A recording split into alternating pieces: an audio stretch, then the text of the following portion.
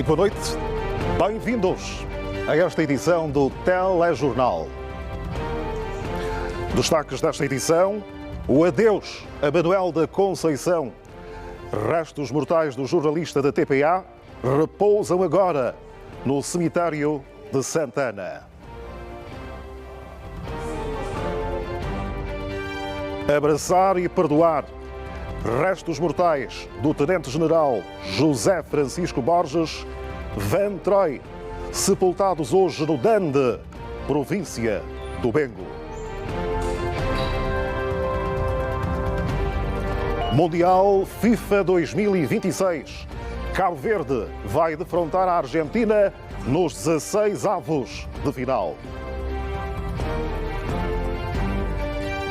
Pela primeira vez, Luanda e Argel têm rota com ligação aérea direta. –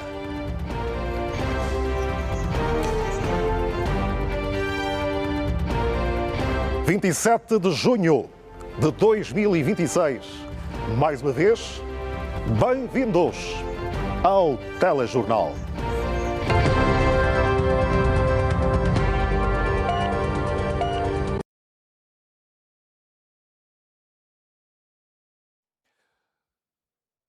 No âmbito do abraçar e perdoar, olhando para as ações da Civicop, os gestos mortais de José Francisco Borges, Tenente-General Van Troy, foram hoje sepultados no Dande, província do Bengo. Partiram cedo de Luanda. O cortejo fúnebre contendo os restos mortais do Tenente-General Van Troy chegava à terra que o viu nascer às primeiras horas deste sábado, com destino ao cemitério do Sumbafuta, na comuna das Mabubas. Entre lágrimas, orações e cânticos religiosos, familiares e amigos despediram-se de José Francisco Borges Van Troy, num ambiente de recolhimento. A cerimónia teve início com um momento religioso, durante o qual foi destacada a importância do perdão, da reconciliação e da paz entre os angolanos, onde não faltaram também os apelos à preservação da memória das vítimas e ao fortalecimento da unidade nacional. Com os acontecimentos de 27 de maio de 1977, no dia 3 de junho do mesmo ano, foi acusado de participar no mesmo ato, razão pela qual a família assinalou esta data como falecido, por não termos o conhecimento do seu paradeiro.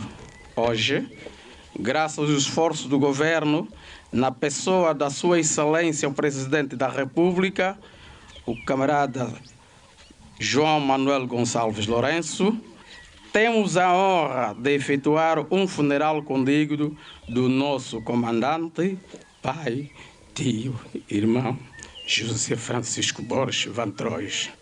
O papel do Presidente da República, João Manuel Gonçalves Lourenço, no processo de reconciliação nacional e o trabalho que está a ser desenvolvido pela Civicop na identificação dos restos mortais de vários filhos de Angola está a proporcionar uma despedida condigna e oferecer o conforto merecido às famílias. Obrigado, governo. Obrigado, senhor presidente. Eu não podia ver a face e não podia ver como que esse homem seria enterrado. E seremos eternamente gratos por tudo que aconteceu por nosso avô. Nosso avô contribuiu muito para a libertação da Angola. É uma figura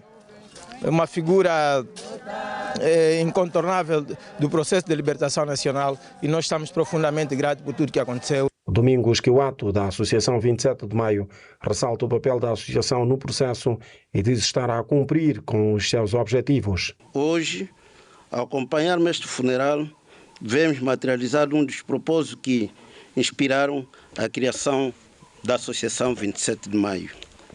A nossa presença nessa cerimônia constitui igualmente a reafirmação do compromisso da associação com a paz, a reconciliação e a unidade nacional. A Civicop continua a manifestar total disponibilidade em colaborar com as famílias em respeito às vítimas. Olhando para os princípios culturais, religiosos e outros que as famílias observam, veio então hoje acompanhar esta família que decidiu sepultar o seu ente querido, no caso o malogrado Tenente-General José Francisco Borges Van Troy, aqui no cemitério Sumbafuta, na localidade das Mabubas, município do Dande, província do Bengo. Tanto para esta família, estão aqui o legado, a memória, o reconhecimento da trajetória do seu ente querido. Tanto a família é extensa, o malogrado deixou 8 filhos e também muitos netos, são perto de 42 netos. E aqui o lugar de memória coletiva das famílias do malogrado Tenente-General José Francisco Borges Van Troy. Os apelos no sentido das famílias continuarem a depositar as amostras para a identificação de novos perfis é reiterado. O número de perfis obtidos é elevado, mas as reclamações são poucas. Neste momento foi identificado mais uma vítima do gênero feminino. Felizmente, uma vítima foi já corretamente identificada mediante as amostras doadas pelos seus familiares, mas a Civicop alarga este apelo para dizer que as famílias devem continuar a doar amostras biológicas para a realização dos testes de ADN e fazer então a comparação com os perfis genéticos ora obtidos. Com a realização do funeral de Van Troy, a família encerra um longo período de espera, de incertezas e de muita tristeza. É o renovar das esperanças para muitas famílias que também aguardam por este momento. Os apelos vão no sentido de uma contínua reconciliação entre os angolanos. Paulo Sebastião, Walter Carlos e Paulino Mendes, a TPA no cemitério de Sumbafuta, na localidade das Mabubas, província do Bengo. Noutro cemitério, o Santana, em Luanda, foram hoje a enterrar os restos mortais do jornalista Manuel da Conceição. Familiares, amigos, colegas e diversas figuras da comunicação social renderam a última homenagem ao jornalista da TPA.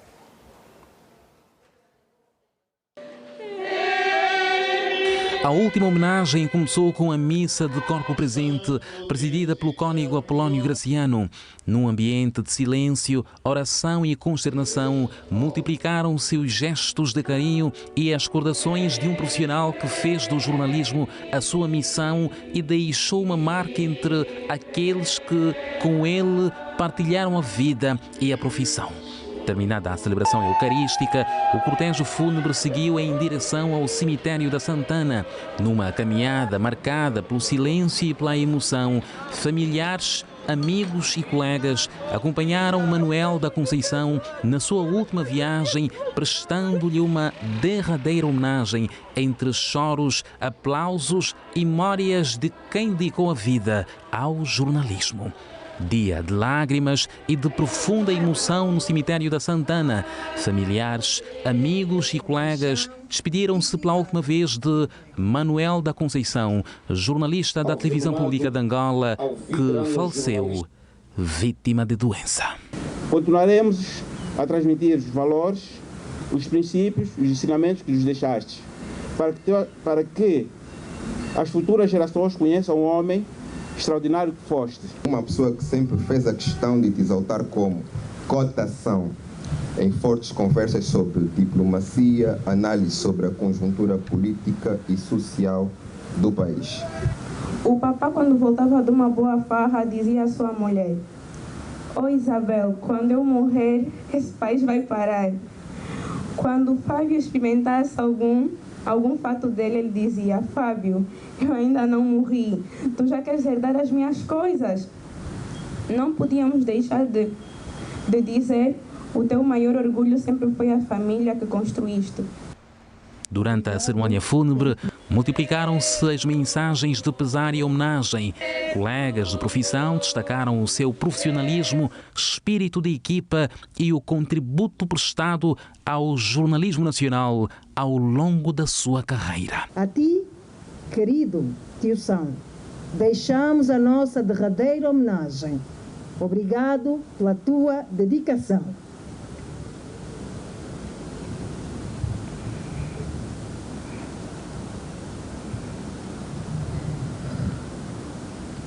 Obrigado pelos teus ensinamentos. Obrigado pela tua amizade. Para nós era a representação plena e fiel de que podemos continuar repórteres velhos. Repórter não é apenas um indivíduo mais novo. Quanto mais velho, melhor. Mais experiente e muito mais facilmente lida com as fontes. Eu recordo-me do empenho dele quando os acordos de Bicesse, quando ele deixou uma marca e ele assinava. Manuel da Conceição, TPA, Lusaka. Fica esta recordação. Conhecimento de uma vida dedicada à comunicação social para familiares e amigos permanece na memória de um homem íntegro, cuja marca continuará viva entre todos os que com ele conviveram. Trabalhávamos diariamente, tínhamos que ter o contacto, porque tratávamos da nossa agenda e todos os dias ligávamos à noite para dar conta da agenda do dia seguinte para preparar as equipas. A administração municipal da Camama curva-se perante a memória desta figura emblemática, cuja simplicidade, a humildade e o espírito de serviço permanecerão gravados na história do nosso município. É um momento, de facto, que nós lembramos com muita tristeza, mas também com muita alegria, porque iremos sempre lembrar aqueles momentos bons que nós vivemos com o Tio São. Manuel da Conceição parte, mas deixa um legado de profissionalismo, dedicação e serviço público que continuará a inspirar colegas e futuras gerações de jornalistas. Manuel Luís Fernando da Conceição nasceu aos 22 de fevereiro de 1959 na província de Benguela.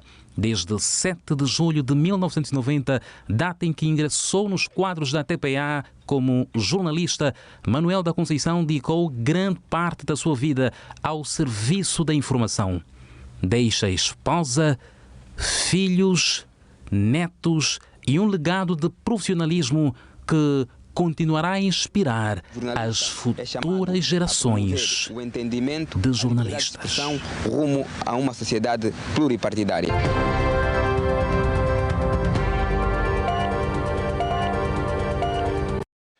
Pela primeira vez, Luanda e Argel têm ligação direta por via aérea.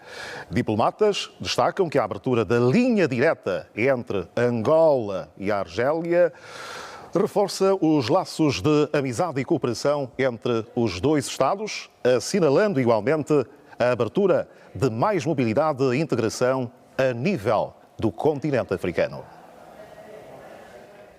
Foi por volta das 2 da manhã deste sábado que a Airbus 330-200, com proveniência da Argélia, aterrou no aeroporto internacional Dr. António Agostinho Neto, fazendo assim o voo inaugural entre os dois países. Na pista recebeu o batismo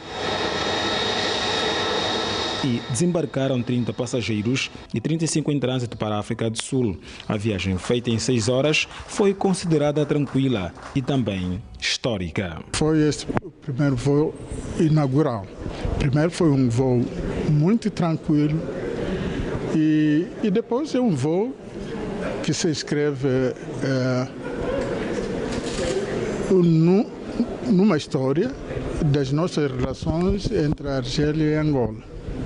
Como sabe, esse voo dá sequência da visita de Sua Excelência o Sr. Presidente da República. É o primeiro gesto, é o primeiro ato que simboliza a materialização dos acordos assinados.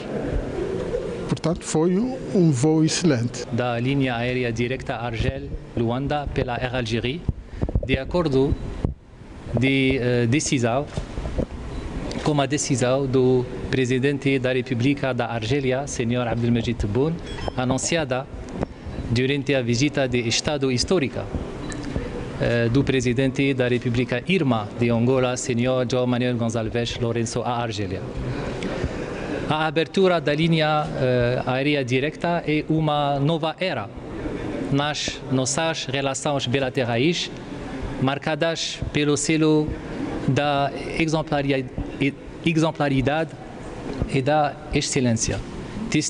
Testemunha também a dinâmica particular que caracteriza os nossos laços de fraternidade, de solidariedade, de amizade e de cooperação. Com a chegada deste voo inaugural da companhia argelina, prevê-se aumento de trocas comerciais e, sobretudo, o relançar da cooperação no domínio da inteligência artificial e o processo de dessalinização, fruto dos acordos rubricados recentemente.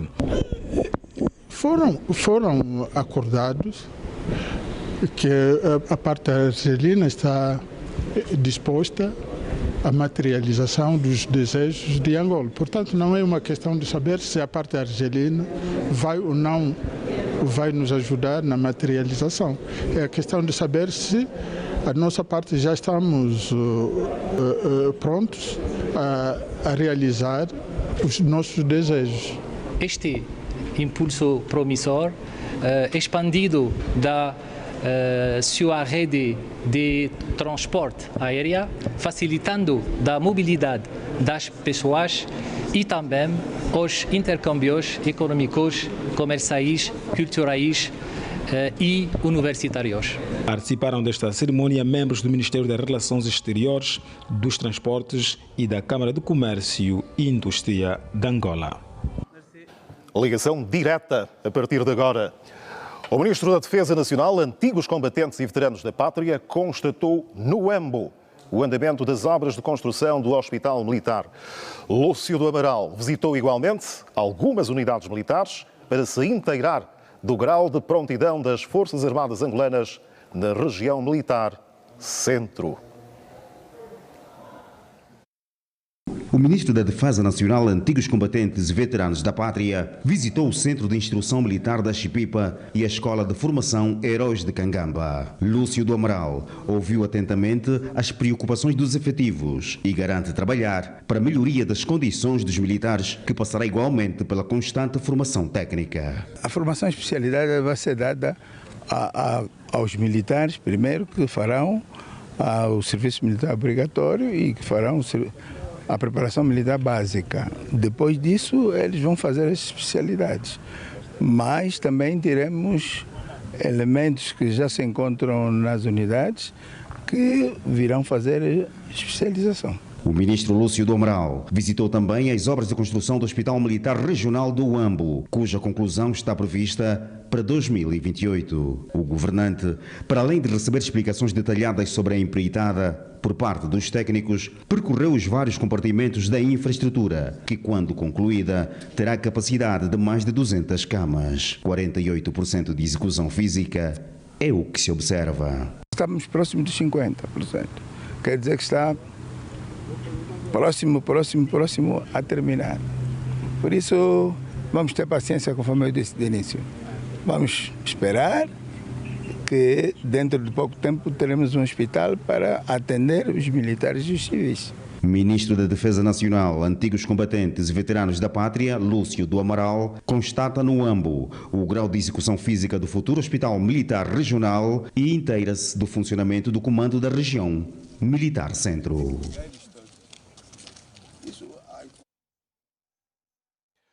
Muito bem, é hora de avançarmos para a habitual prova dos 9 ao sábado.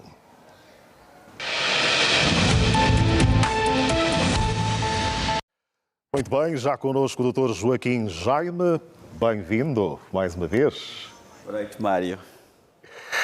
Muito bem, vamos então olhar para alguns assuntos que marcaram a semana que está a terminar.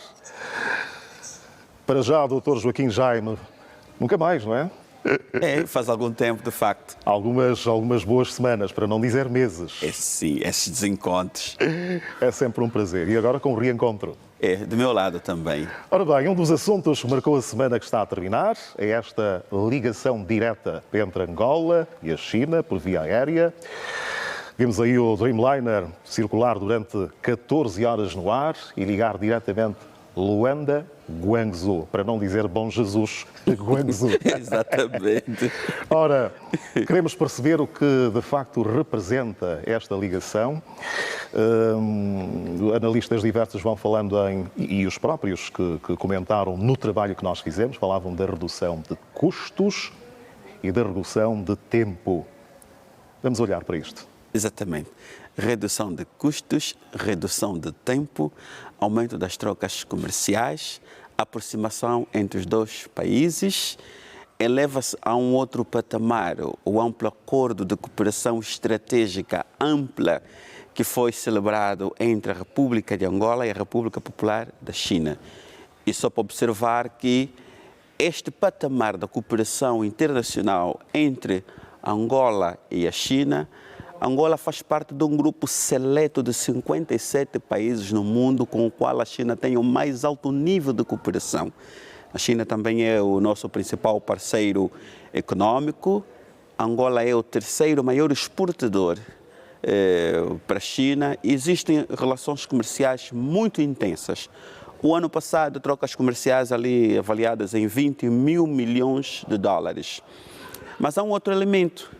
Lembramos-nos que, no passado muito recente, Angola isentou um conjunto de países da obrigatoriedade de vistos.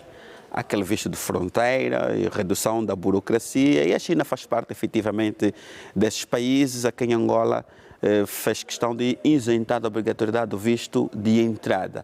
Há aqui também uma lógica do fomento ao turismo, que é uma grande comunidade chinesa, cerca de 50 mil chineses vivem em Angola e há necessidade de sempre entrar e sair, incluindo os seus parentes que os vêm cá visitar. Uma outra dimensão é que isso pode transformar Angola num hub aéreo, porque são poucos países que têm ligação direta com a China aqui na nossa região. Países vizinhos, aqui o Congo Democrático, a Zâmbia, poderão efetivamente usar o aeroporto de Bom Jesus para ligação, para escala técnica para a China. Então, nesse momento, nós vamos deixar de ter as nossas aeronaves da TAG aterrarem no aeroporto da Addis Abeba ou no Dubai, com uma escala direta que reduz tempo, reduz custo, coloca a TAG num grupo seleto de companhias aéreas que têm ligação direta com a China. Então, nós temos aqui uma multiplicidade de vantagens na redução de custos, do tempo, a aproximação entre os dois países, aumento das trocas comerciais e também coloca Bom Jesus no mapa mundial. Ora, falando em Bom Jesus no mapa mundial, eu olho mesmo para o mapa da China, podia ter sido Beijing, por exemplo. Qual é o significado particular de ter sido Guangzhou, esta veia financeira chinesa? O Guangzhou é a cidade comercial da China.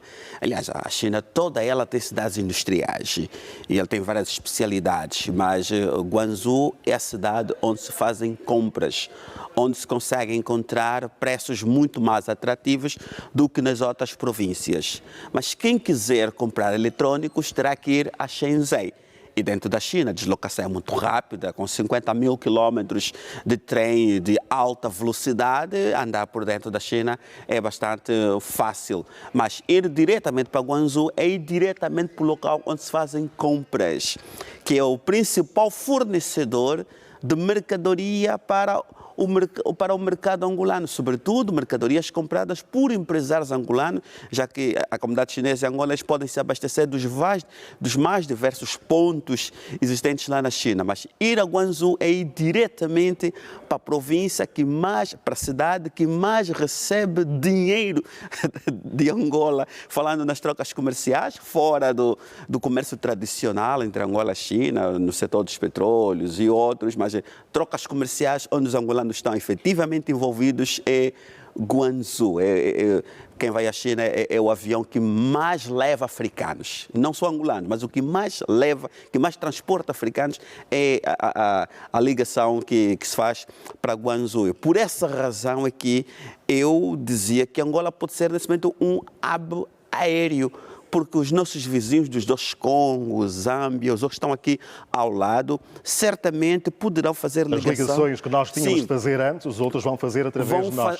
Vão fazer aqui, porque os nossos vizinhos todos aqui na região, à exceção dos sul-africanos, todos eles vão para Addis Abeba ou para o aeroporto do Cairo, que é para pegar a ligação para a Europa, para a Ásia Ocidental ou para o outro lado do Pacífico, onde está a China. Então, com essa ligação da TAG, eles virão a Angola para poderem ir à China diretamente, mas já vai depender muito do trabalho da diplomacia econômica, da divulgação, da publicidade, de apresentação da TAG aos nossos vizinhos, para que efetivamente consigamos estabelecer acordos com eles, para que seja a TAG efetivamente a companhia de bandeira. Muito bem, e só para ressituar os telespectadores, gradualmente a TAG promete que vão ser 3 voos por semana, gradualmente até lá chegar. Gradualmente, mudando de assunto, Venezuela, nos últimos dias, a partir da quarta-feira passada, ficou de facto na boca do mundo por causa do duplo sismo, embora outros países o tenham sentido também, mas a Venezuela é de facto o motivo das atenções do mundo. Duplo sismo, cada um deles com um pouco mais de 7 na escala de Richter.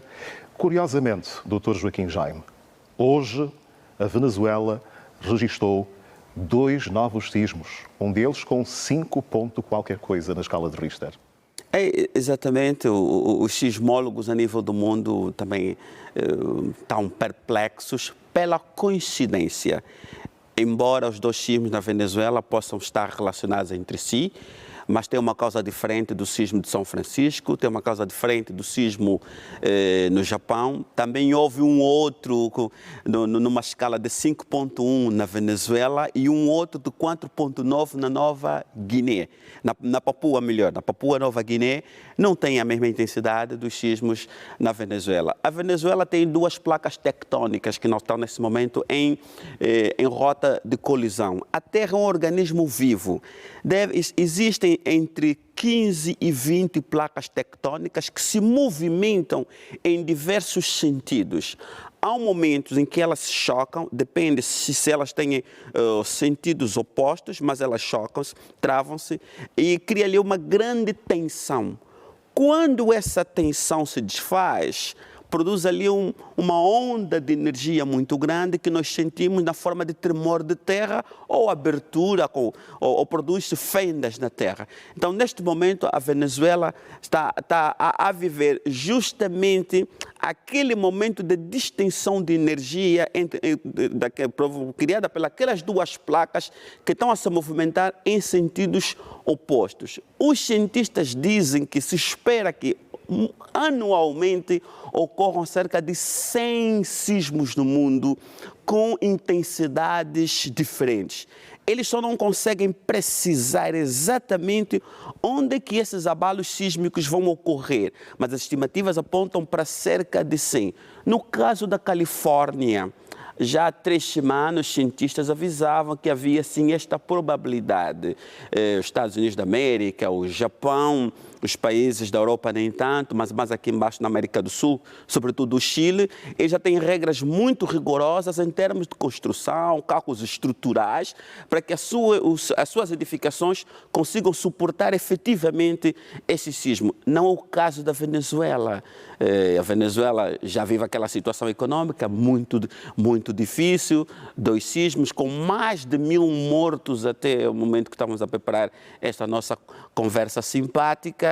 Provavelmente vai ter que precisar de ajuda internacional, que é para poder se recuperar desses 4 abalos sísmicos agora que se abateram sobre a Venezuela. De facto, é um clima de imprevisibilidade muito grande. Nem mesmo o Japão, tido como o país provavelmente mais bem preparado para conter estas situações, está, digamos que, verdadeiramente preparado. Se recuarmos um pouco no tempo, chegarmos aí a 2011, quando aconteceu aquele sismo seguido de tsunami, de Fukushima, ainda assim morreram pouco mais de 20.000 pessoas. Sim, aquilo era inevitável. Ocorreu no mar, obviamente, aquela energia libertada, levantou ondas com mais de 20 metros que galgaram terra adentro. Não havia engenharia que pudesse evitar aquilo que aconteceu, mas ainda assim a forma como os japoneses conseguiram se recuperar e eles já puseram novamente aquela central nuclear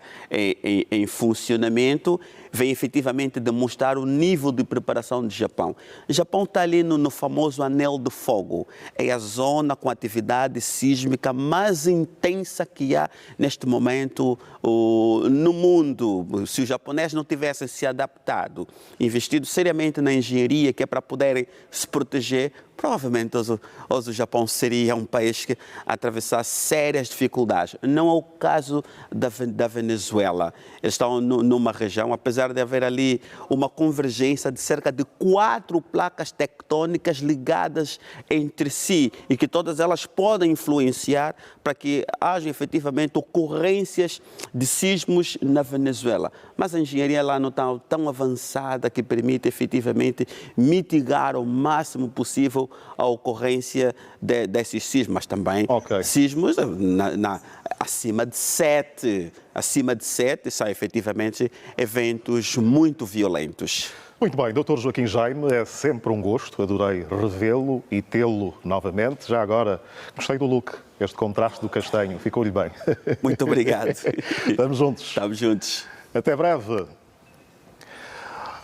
Ora bem, continuando, a JMPLA realizou este sábado teve início com uma marcha e que reuniu militantes, amigos e simpatizantes, culminando num ato político marcado por mensagens de apoio à liderança de João Lourenço. Com bandeiras, camisolas e palavras de ordem, centenas de militantes percorreram as principais artérias da cidade de Malange numa marcha de apoio ao presidente do MPLA, João Lourenço. A iniciativa antecedeu o ato nacional promovido pela JMPLA, que reuniu membros da organização juvenil, amigos e simpatizantes. O partido conta com a JMPLA na defesa e afirmação da juventude, na busca de soluções para os vários problemas que ainda afligem o nosso tecido social e político. A juventude em geral a serem vigilantes e cerrar fileiras contra a vandalização dos bens públicos que tem prejudicado profundamente o nosso país e a nossa província em particular. Pedimos que transmita ao camarada presidente João Lourenço que a juventude de Malange reafirma hoje e sempre, diante da direção do partido na província, estamos com o líder, o apoiamos sem reservas. Estamos hoje aqui reunidos para manifestar o apoio incondicional ao nosso líder, o camarada presidente João Lourenço, um líder com coragem e determinação, com profundo sentido de responsabilidade patriótica, num contexto nacional e internacional particularmente desafiante, pois tem colocado sempre a juventude no centro das decisões políticas. A presença massiva da juventude neste ato é prova significativa e evidente de que a juventude da província de Malange está com o líder do nosso partido, o camarada presidente João Manuel Gonçalves Lourenço. O secretário nacional da JMPLA, Justino Capapinha, apelou à juventude a aderir aos postos de registro eleitoral. É tempo de mostrar que a juventude angolana está sempre na linha da frente quando o assunto é contribuir para o processo democrático. Assim, apelo a todos os jovens para que procedam à atualização dos seus dados eleitorais, dirigindo-se a um BUAP da administração municipal mais próxima da sua residência. Não tenhamos dúvida, o registro eleitoral não é apenas um ato administrativo, é um dever de cidadania, é a oportunidade de cada jovem fazer ecoar a sua voz e participar ativamente na construção do futuro que todos queremos. O ato nacional de exaltação terminou com manifestações de apoio ao líder do partido, João Lourenço, e com o compromisso da JMPLA de continuar a mobilizar os jovens em defesa dos objetivos do desenvolvimento do país. Foi assim, em Malange, ato semelhante aconteceu aqui na província de Luanda, com um ato político de apoio ao líder do partido MPLA. A marcha realizada no município de Sambizanga surge da necessidade dos militantes, amigos e simpatizantes do MPLA de mostrarem reconhecimento às ações do presidente do partido com base na implementação de projetos que visam melhorar a qualidade de vida da população. Os participantes expressaram apoio à liderança de João Lourenço no processo de transformações políticas, sociais e econômicas. Para celebrar o final do processo orgânico a nível das bases, decidiu fazer uma marcha e um ato político em apoio à nossa liderança, o camarada presidente João Lourenço, bem como também celebrar, portanto, o sucesso e o êxito que tiveram as assembleias de balanço e renovação de mandatos. Dizer que estamos satisfeitos com o trabalho que vimos aqui a acontecer a nível do Sambizanga. Este ato representa o apoio incondicional à liderança do camarada presidente João Lourenço. Mostramos hoje que o Sambizanga está com o camarada presidente, no Sambizanga só tem MPLA e nós, enquanto liderança do MPLA no município de Sambizanga, continuamos a resolver os principais problemas dos nossos militantes e dos municípios do Sambizanga. Exortaram igualmente a população em maioridade e aos seus militantes a aderirem aos postos de atualização do registro eleitoral. Todos aqueles que estão habilitados às eleições do próximo ano, portanto todos aqueles que têm 17, 18 anos devem proceder à sua atualização dos dados eleitorais para que o próximo ano estejamos, assim como estamos hoje aqui, animados, motivados, possamos então exercer o nosso direito de voto. A marcha do MPLA no Sambizanga visou demonstrar a força, unidade e apoio ao líder do partido, João Lourenço. É hora de fazermos uma breve paragem. Daqui a pouco vamos acompanhar vozes que cantaram e encantaram a pensar na Marinha de Guerra angolana. Não saia daí, nós temos mais para lhe contar.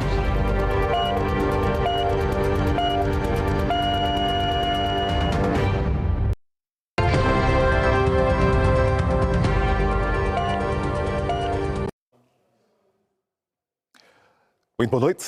O espaço que começa já conhece.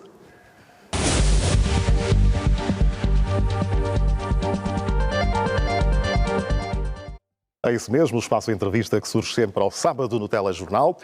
O jovem angolano de referência para hoje chama-se José Calamba. É engenheiro de Minas e empreendedor, com atuação nos setores da mineração, desenvolvimento industrial e comércio internacional. É também vice-presidente da Câmara de Minas de Angola e coordenador do Colégio de Minas e Petróleo da Ordem dos Engenheiros de Angola. Bem-vindo, Sr. Engenheiro. Muito obrigado, boa noite, caro telespectador, boa noite mais vez. É um prazer enorme estar aqui na nossa televisão pública de Angola. O prazer é recíproco, mostrar sempre um jovem de mérito angolano. Para o seu caso, empreendedor, empresário, mas é sobretudo alguém que vem do setor da mineração. Ajude-nos a compreender a sua história antes de avançarmos para outros questionamentos. Como é que vai parar este setor? Paixão, influência? De facto, entro no setor da mineração por paixão e influência. Influência em que sentido? Eu sou da Lunda Sul. Sabemos todos que é uma província propensa, né? Na exploração produtora de diamantes. E propensa à exploração, sim. Propensa à exploração. Legal. Sim, claro, sim. Legal, porque a sociedade mineira do Catoca, que é a quarta maior mina a céu aberto do mundo, está na minha província. Né? Exatamente. Então, até certo ponto, influência e depois também paixão. Paixão. Sim. Surge apenas por estar familiarizado por causa desta localização em que nasceu, é por aí? Essa localização que nasci e não só quando terminei o ensino médio para entrar para a universidade, havia várias opções. Então, estamos a falar em 2003, estava a surgir a onda da informática, quase todos queriam ser informáticos. E eu tinha uma vertente também para a informática. Mas analisei o contexto do nosso país, pela necessidade do país, verifiquei que no setor de mineração teria mais êxito no futuro, porque tudo está ligado com a mineração. Ou seja, a industrialização em si depende da mineração, tal como também a agricultura, e quase tudo está relacionado e ligado com a mineração. A propósito da agricultura, já que toca neste pormenor, há quem diga que nós podemos transformar minerais em alimentos. Ajude-nos a perceber isto. Com certeza, Mário Vaz. Podemos sim transformar minerais para alimentos. Isto é, se a gente tiver aquela habilidade, né, de ligar a mineração com a agricultura. Porque na mineração nós temos a matéria-prima para os fertilizantes, que é o potássio e o fosfato. Esses minerais nós temos abundante no nosso país, sobretudo na província de Cabinda, no Zaire, temos uma abundância desses minerais, tanto fosfato como o potássio. E já há algumas iniciativas aqui no nosso país que é para se materializar esse propósito. Portanto, nós temos o minério. Sim, temos o minério, temos o minério de fosfato. Na região do Soio, sobretudo na província do Soio, já há projeto, sendo Zaire, há projeto concreto que é para produção de fertilizante através desses minérios. Na província de Cabinda, existem projetos na qual o mais interessante é que eu já estive lá, é que o mineral, sobretudo fosfato, é abundante à superfície. E estando abundante na superfície, o seu método de exploração é simples. Estamos a falar também de uma mina a céu aberto. Caso haja realmente envolvimento, isso já para o empresário, né? Porque o Estado já fez a sua parte, que é conceder os direitos, que é para o privado fazer a exploração.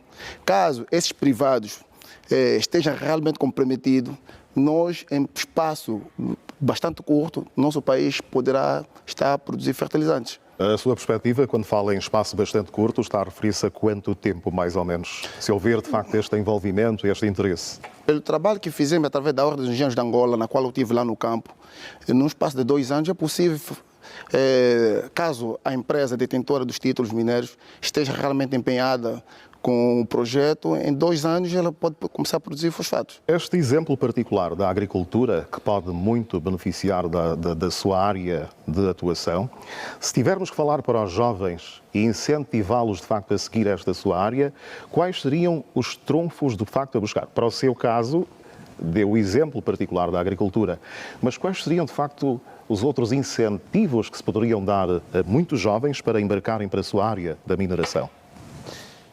Mário Vaz, eu digo, não é, que no nosso país já temos muitos jovens talentosos. Já temos muitos jovens, até jovens rapazes como raparigas, não é, dentro da minha área, que trabalham até em zonas remotas.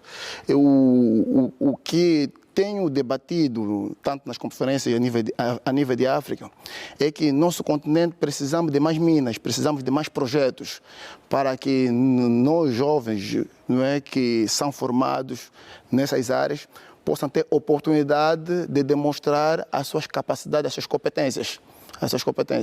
Porque cada vez mais estamos a ter, sobretudo aqui no nosso país, jovens altamente qualificados. Só para ter uma ideia, se verificar os projetos minérios, como a Sociedade Mineira do Catoca, a Luele e os demais, vai verificar que 90% da mão de obra é nacional.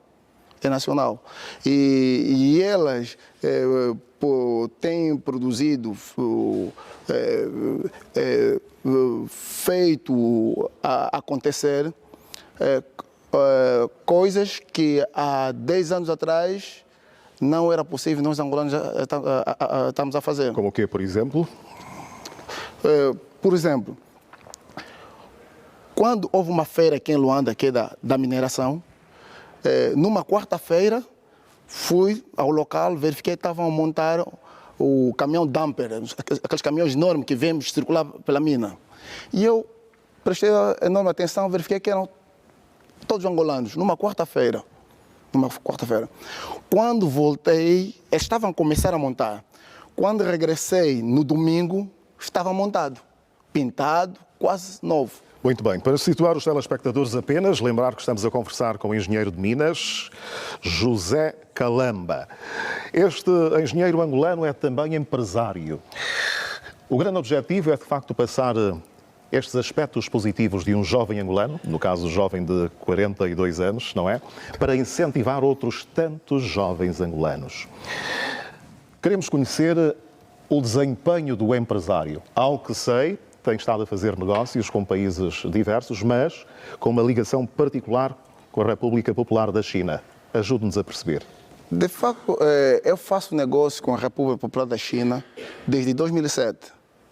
Desde 2007 que faço negócio com a China e atualmente temos escritórios baseados na China, onde eu fico também mais tempo na República Popular da China. Para passar, quando digo para passar essa experiência, a veia empreendedora, não é? Ela nasceu de um sonho de resolver certos problemas que assolavam a minha volta. Não é? Cresci no Sambizanga e naqueles anos de 98 para 2003, não é? Havia fortes dificuldades. E sou filho de pais militares, tanto meu pai como minha mãe, não é? Naquela altura eram militares, e depois forjado também pelo Dom Bosco, onde aprendi a servir. Não é? Neste aprender a servir, está muito ligado com encontrar soluções dos problemas. Em vez de estar a reclamar, não é? Estar a reclamar, se sentir que eu é que sou a pessoa que deve trazer a solução. E este foi o princípio, não é, de mergulhar no empreendedorismo.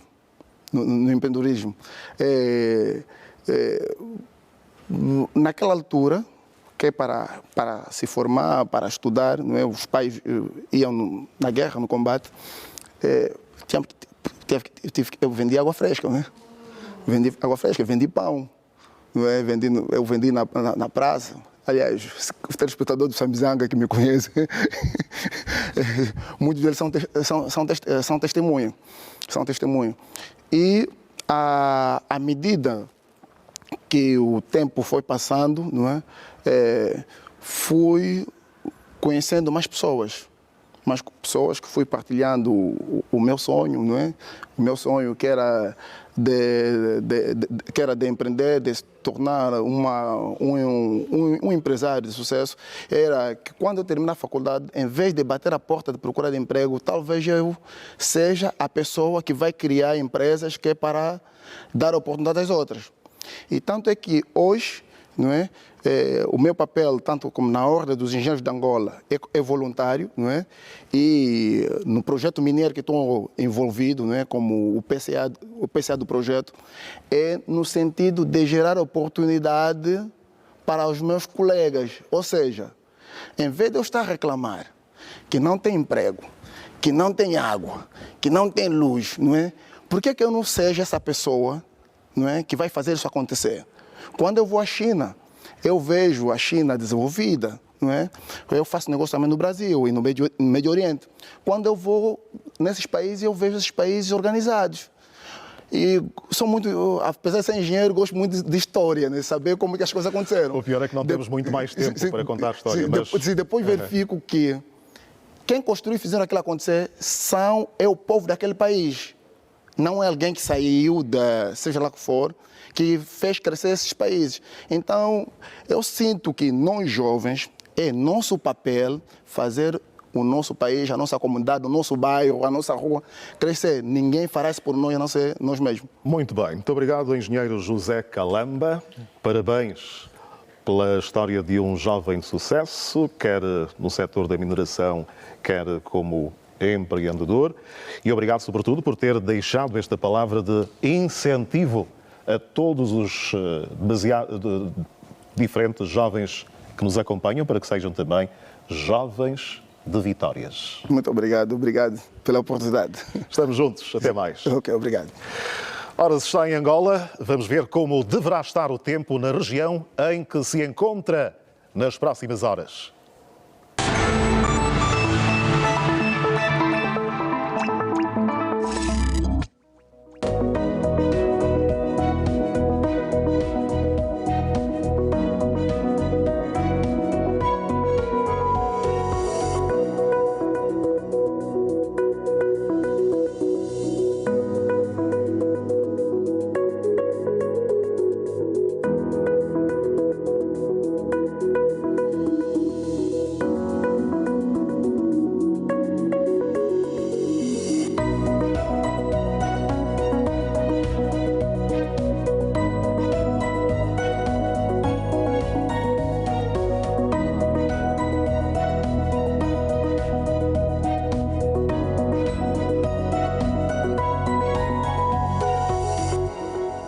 Ora, já sabe como vai estar o tempo na região em que se encontra? Então, previna-se. Este é o último intervalo do telejornal de hoje.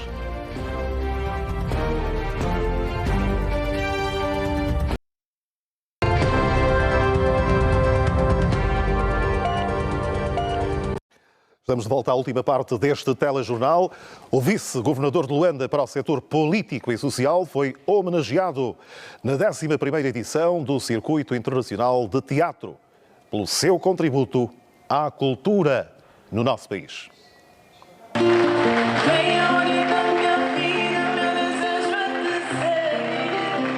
Lágrimas, abraços e emoções. O vice-governador de Luanda para o setor político e social foi homenageado na 11ª edição do Circuito Internacional de Teatro pelo contributo no fortalecimento das artes cênicas em Angola. Não quero saber, já não tenho tempo para estudar. Na cerimónia foi destacado o papel de Manuel Gonçalves na promoção da cultura, valorização do teatro e incentivo que tem dado à criação artística durante o exercício de funções e, sobretudo, na altura em que exerceu o cargo de diretor provincial da cultura.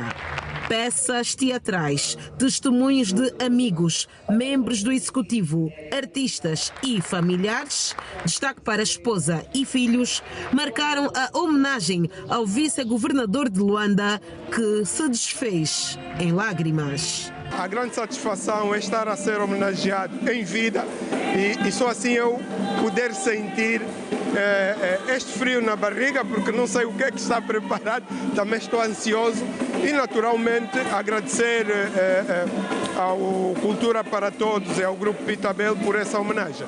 O Circuito Internacional de Teatro reúne anualmente grupos teatrais, artistas e agentes culturais com o intuito de fortalecer o intercâmbio cultural, artes cênicas e impulsionar o setor. Este ano decorre de julho a setembro nas províncias do Is, Namibe e Luanda. Na capital, as peças teatrais acontecem 3 vezes por semana no Ilinga Teatro. Para este ano nós vamos ter 3 grupos de Portugal, 2 grupos do Brasil, 3 grupos de Moçambique e um que vem da República Democrática do Congo.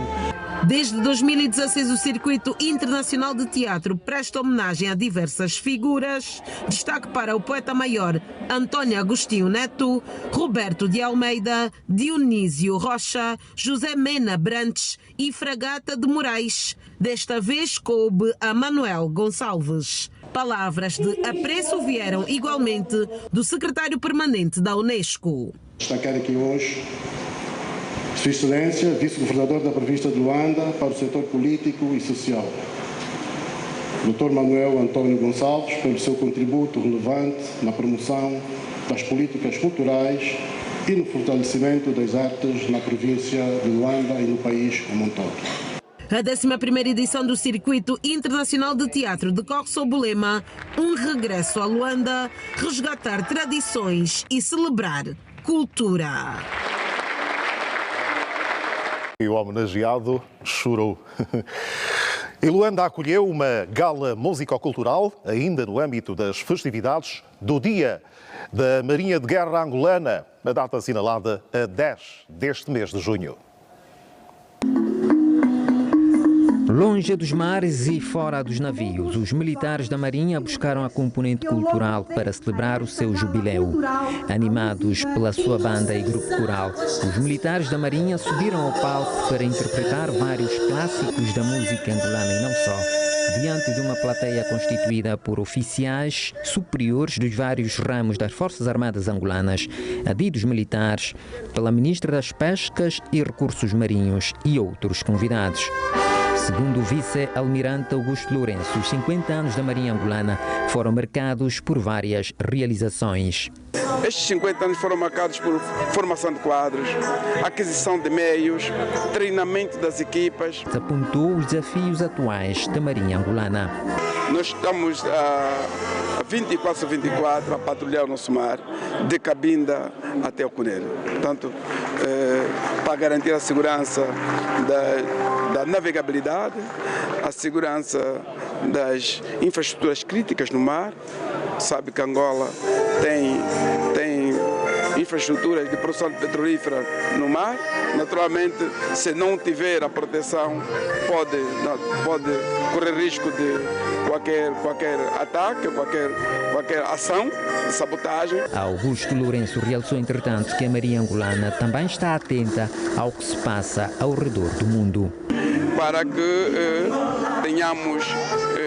sejamos cada vez mais eficazes na capacidade de resposta para qualquer agressão. Já para a Ministra das Pescas e Recursos Marinhos, Carmen do Sacramento Neto, a Marinha Angolana tem conseguido cumprir com o seu papel no controle da costa marítima angolana.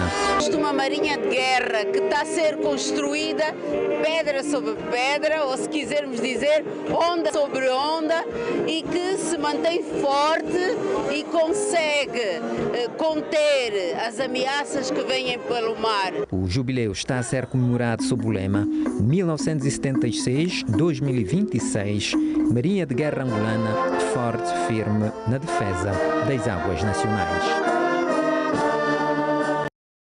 É com os 50 anos da Marinha de Guerra Angolana que terminamos esta edição. Já sabe, quanto a nós, aqui da Estrada de Camama, estamos conversados. Continuação de uma ótima noite, sempre ao lado.